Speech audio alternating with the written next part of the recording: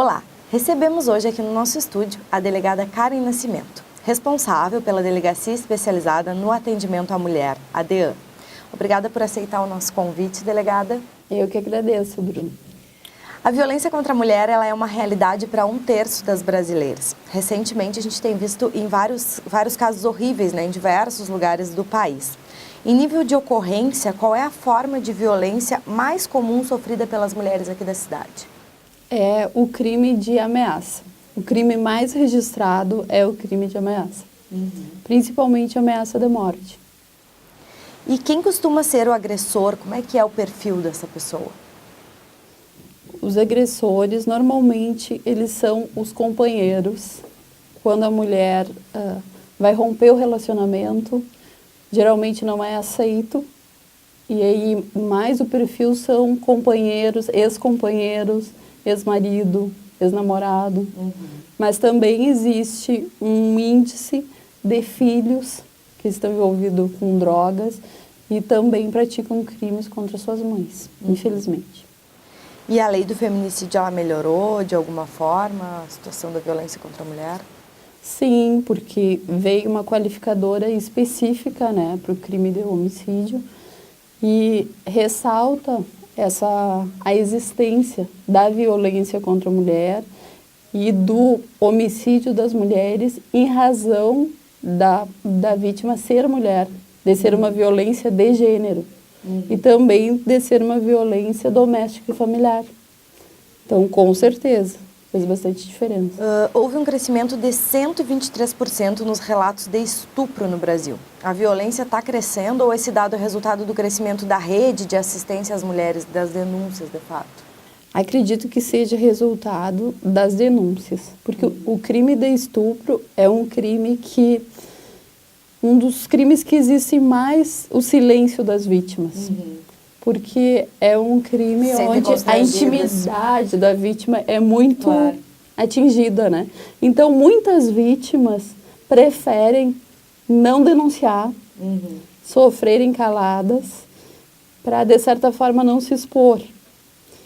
E aí, então, ele não é tão divulgado, digamos assim, É que tem toda a questão que o sexo sem consentimento é um estupro, E muitas vezes, como vem do parceiro, enfim, aí a pessoa não declara como um estupro, Às vezes a própria vítima fica pensando, porque eu sou casada, porque pode acontecer um caso também de que a vítima seja casada e seja o próprio marido, ou companheiro, namorado.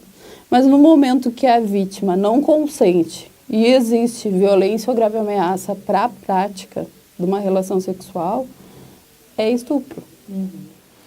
E, de acordo com dados da Universidade de Brasília, menos de 40% dos crimes contra as mulheres são tipificados em função do gênero desde a promulgação da Lei do Feminicídio de 2015.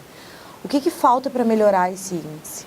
Olha, acho que isso aí é uma pergunta bem complexa, porque talvez, por exemplo, para te explicar, no nosso sistema da Polícia Civil do Rio Grande do Sul, não existia no sistema OCR, que é o Sistema do Registro de Ocorrências, a tipificação feminicídio, embora fosse de 2015. Sim. Agora, há pouco tempo que entrou.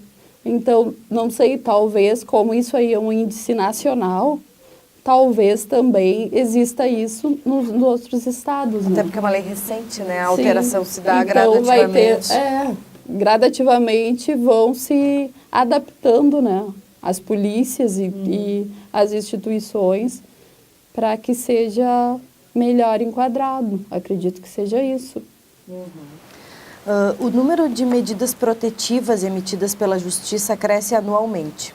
Contudo, isso não é a garantia de segurança, Uma vez que metade das mulheres protegidas pelas medidas volta a ser agredida. Falta um trabalho integrado entre as polícias. Quais as medidas que podem ser tomadas a fim de reduzir essa estatística? Para que as medidas protetivas funcionem cada vez mais, com certeza, a rede precisa ser integrada e as polícias também. Aqui no Rio Grande do Sul, o que existe? Existe as delegacias da mulher e a Patrulha Maria da Penha. A Patrulha Maria da Penha ela faz uma fiscalização dessas medidas que foram deferidas. E é muito importante que a vítima no momento que haja um descumprimento da medida protetiva, que ela procure a delegacia de polícia e registre esse descumprimento. Que ela vá até a delegacia e informe essa situação. E também que acione a Brigada Militar, quando isso acontece. 4 em cada 10 casos de violência acontecem em casa e à noite. Horário, em geral, que as delegacias da mulher estão fechadas. Em Bagé, há plantão 24 horas. Como é que está a situação do atendimento para as mulheres na cidade em termos de horário? Tem alguma restrição? A quem a mulher deve se dirigir quando ela é vítima de violência na madrugada, por exemplo? Na madrugada, os registros de ocorrência são feitos na Delegacia de Polícia de Pronto Atendimento, que é a Delegacia do Plantão, a DPPA, que ela fica no Barão do Triunfo, 572. E também nos finais de semana, à noite, é lá.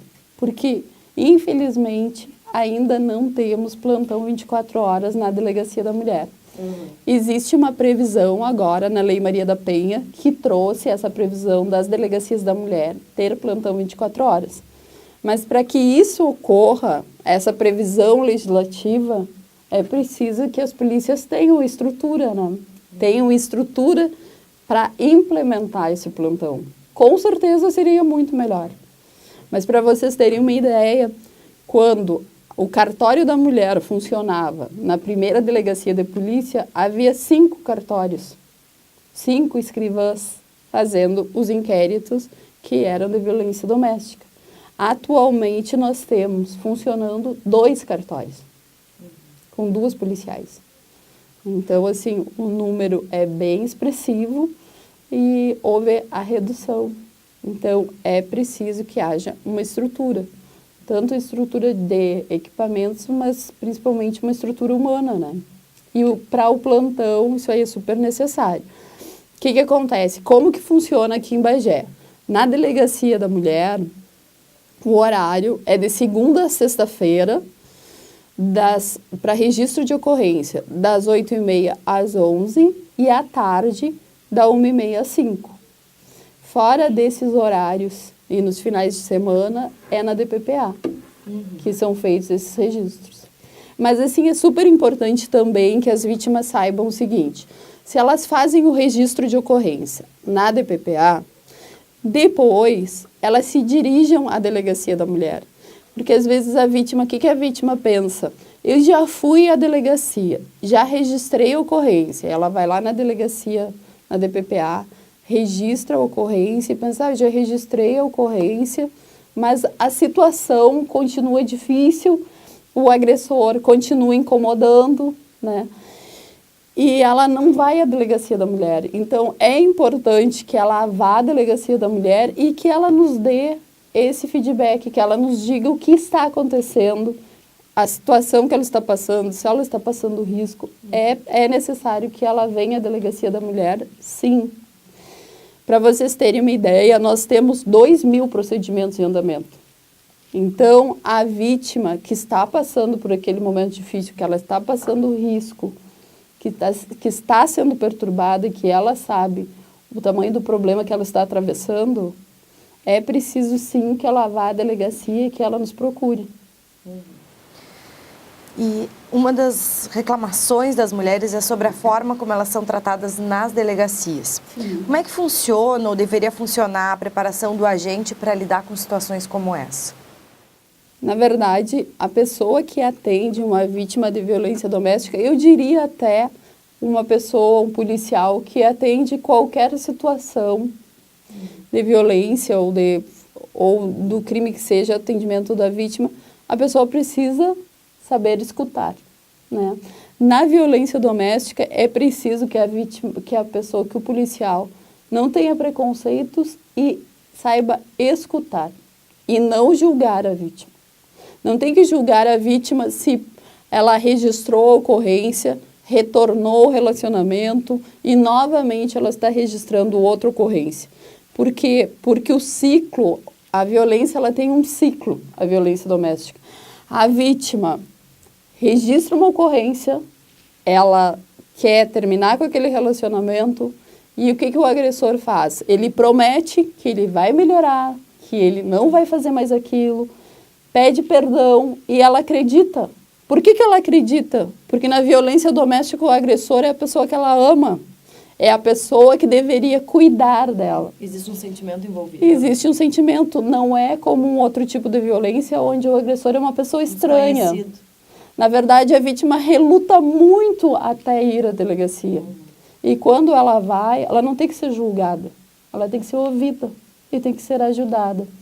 E isso é conversado com todos os policiais que atendem as vítimas de violência doméstica. E quando consegue fazer a denúncia, a mulher agredida se depara com outro dilema: comprovar a violência. Porque pensando que tem muitas formas de violência que são improváveis, né? Violência psicológica, por exemplo, ou facilmente contestáveis, usando um termo jurídico, as circunstâncias não deveriam ser prova suficiente. Como comprovar o não consentimento? As circunstâncias mesmo vão comprovar, né? Mas de cada caso, o que vai existir? Depende do tipo de crime. Mas digamos que seja um não consentimento, um crime de estupro, né? Vai ser feito o relato da vítima, principalmente nos crimes de estupro. É um crime que não é praticado com testemunhas, né? A palavra da vítima é de suma importância. E se houver violência, a vítima vai estar lesionada, ela vai ser encaminhada a exame de corpo de delito.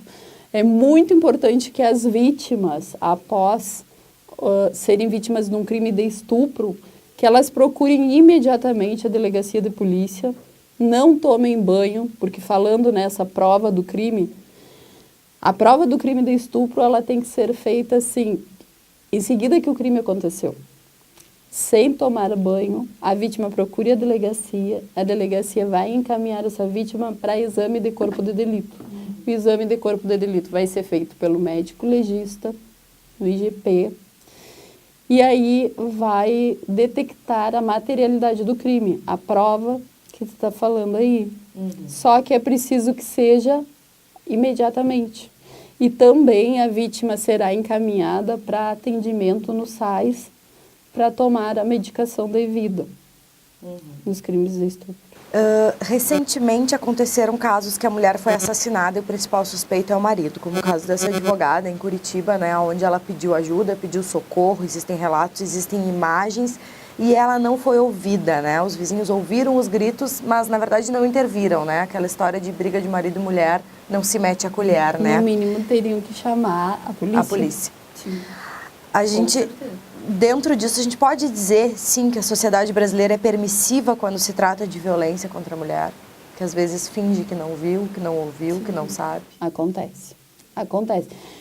Eu acredito que esteja mudando gradativamente.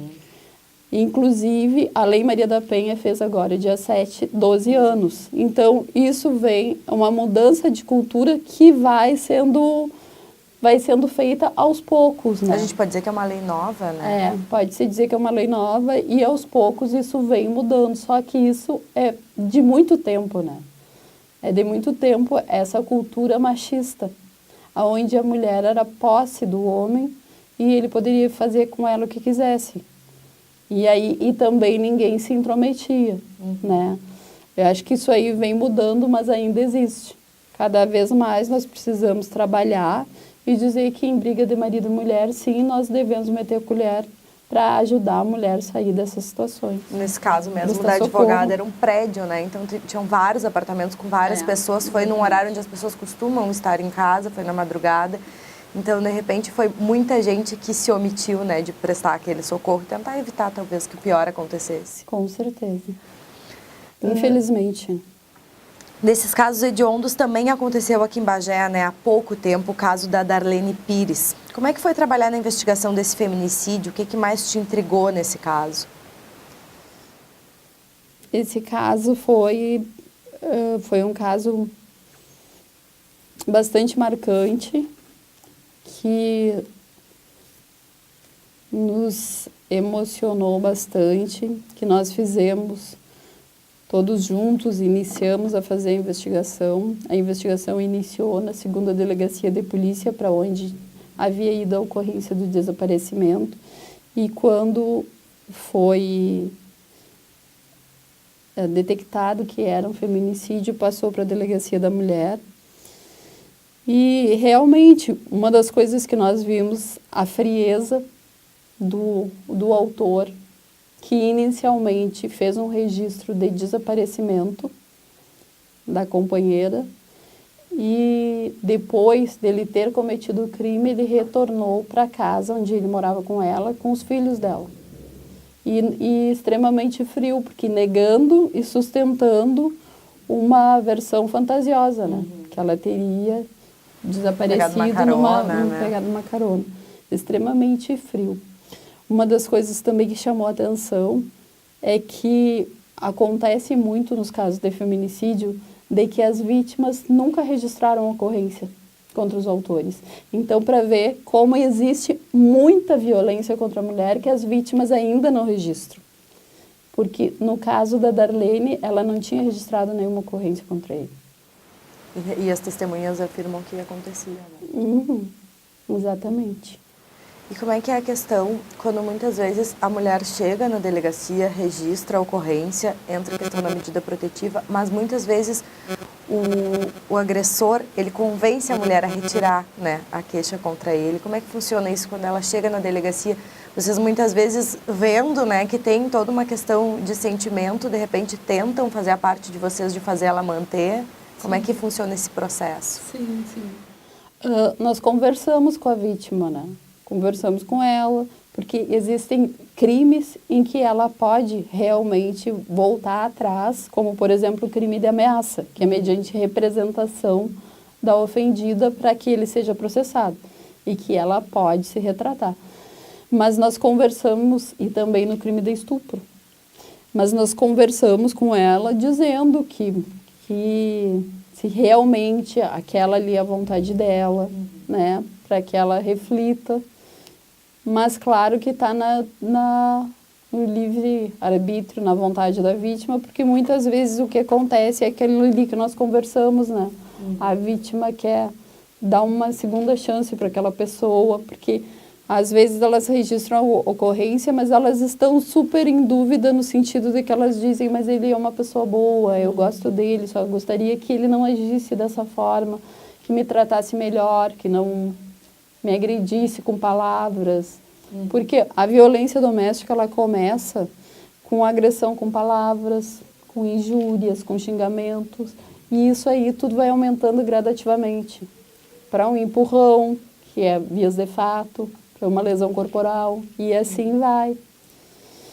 Então, tem que cortar já no início. Cortar o mal pela raiz, como a gente fala. A violência ela não atinge apenas as mulheres casadas, né? 40% das adolescentes brasileiras já sofreram algum tipo de assédio físico ou moral. Qual é o papel da família na educação do jovem, na sua opinião? O que fazer para ele não se tornar um futuro agressor? Com certeza a família tem um papel assim fundamental. O papel da família começa pela educação, sempre a educação e tem que ser ensinado o respeito entre as pessoas, né? Não ter preconceito, respeitar o ser humano e não a violência. Só que muitas vezes o que se vê é o seguinte, é que se o pai agride a mãe e as crianças assistem, toda a família sofre e toda essa família vai ter reflexos futuros. Muitas vezes, homens que agridem as mulheres, eles tiveram pais que agrediam suas mães, porque a história se repete. Então, na verdade, aquele mal ali é um mal que é feito para toda a família.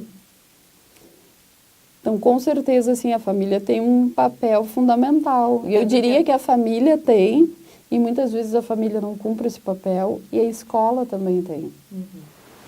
Até porque muitas vezes o que as família crianças é a base, veem, né? elas acham que é o natural de acontecer, né? Então, se o pai agride a mãe, futuramente natural, né? o filho vai agredir a futura namorada, a esposa, porque ele via aquilo acontecer dentro da família dele. Sim. Muitas formas de assédio, elas não são tipificadas como tal. Quais as mudanças a legislação ainda precisa fazer para se tornar mais abrangente na questão dos assédios que acontecem todos os dias, das mais diversas formas? Aí seriam alterações legislativas, né? O tipo penal, às vezes, ele é mais restritivo, né? Por exemplo, tem um crime que é o assédio sexual, mas que tem que cumprir determinados requisitos, digamos assim, circunstâncias para tipificar aquele delito, né? Claro. Em 2014, houveram mais de 52 mil denúncias de crimes contra apenas 2.439 homens presos por violência doméstica. Está faltando punição? É um número inconsiderável, 52 mil denúncias e 2.000 presos. É verdade. Olha, é difícil dizer. Talvez um pouco. Mas aqui nós vemos assim que acredito que, dizendo que está faltando punição, eu acho que precisa existir um investimento em segurança pública. Tanto nas delegacias da mulher, como na Polícia Civil, na Brigada Militar, porque o que se vê é que existe um aumento da criminalidade, né? Então, também precisa existir um aumento das pessoas que trabalham com isso, porque cada vez aumenta mais o trabalho, também tem que aumentar o número de pessoas que trabalham com isso, né? Para fazer todos os casos, investigar e remeter ao Poder Judiciário. O que eu vejo também é que em muitos casos as vítimas, como eu te falei, as vítimas renunciam. Isso a gente vê aqui. Às vezes a vítima registra um crime de ameaça, que no momento que aconteceu a discussão, a briga, que ela foi ameaçada, que ela se sentiu intimidada, ela registra e depois ela vai até a delegacia e desiste. Ou muitas vezes nem retorna à delegacia e desiste. Então também aí acredito que nesse número tem um grande número de desistências. Além... Todos tenham ido até o final. Para finalizar, então, pedir para a senhora destacar as formas de denúncia. As pessoas, as mulheres que forem vítimas de violência, elas devem procurar a delegacia. Elas não devem ficar no silêncio, porque o silêncio é um cúmplice da violência. E o que o agressor quer é que a vítima fique no silêncio. Por quê? Porque daí ele fica no controle e a vítima fica solitária. É preciso que as vítimas saibam que existe uma rede para ajudá-las. Aqui em Bagé nós temos a Patrulha Maria da Penha, a Brigada Militar, a Delegacia da Mulher, o IGP, que atende fazendo os exames de corpo de delito. Nós temos a Coordenadoria da Mulher, que acolhe as mulheres e existe um atendimento lá também psicológico para quem quiser. Existe a Casa de Acolhimento, que a vítima que estiver correndo risco, ela pode ser acolhida, é um lugar secreto, né, que ninguém vai saber onde ela está e ela vai ficar a salvo. Então, é preciso que a vítima tenha essa coragem para romper essa violência, porque ela não está sozinha. E que ela procure a delegacia, sim, que ela procure a Delegacia da Mulher. Se ela for registrar em um outro horário e ela registrar na DPPA, que depois ela procure a Delegacia da Mulher, procure saber como é que está o seu inquérito, o andamento, vá lá, traga o nome das testemunhas, sabe, preste depoimento, porque é isso aí, a lei existe e ela funciona. As medidas protetivas vieram como um instrumento de libertação e de empoderamento das mulheres, modificando uma realidade que antes da Lei Maria da Penha não existia. Porque agora, com a Lei Maria da Penha, a mulher registra a ocorrência e ela pode pedir o afastamento do agressor do lar e a proibição dele se aproximar. No caso dele descumprir, a mulher tem que chamar a Brigada Militar, registrar a ocorrência, ir à delegacia e informar o que está acontecendo. Por quê? Porque existe a previsão de um crime, que é o crime de descumprimento da medida protetiva, e também da prisão do agressor por isso. Então, assim, a Lei Maria da Penha, ela modificou muito toda essa situação que, se ainda não é a ideal, melhorou bastante do que era antes, muito. Nós temos a melhorar, temos a trabalhar, mas melhorou muito e a vítima precisa saber disso, que ela não está sozinha e que ela deve denunciar, sim. Então, vou lhe agradecer a sua disponibilidade em estar aqui conosco, falando sobre um assunto tão delicado, mas que a gente tem que cada vez mais alertar, né, a nossa sociedade, para cada um fazer a sua parte e a violência contra a mulher, quem sabe um dia chegar a zero. É o nosso sonho, né, Bruna? Muito obrigada, então, delegada. Eu que agradeço pela oportunidade. O Câmara Entrevista encerra aqui. Acompanhe as novidades da nossa programação no Facebook da TV Câmara Bagé.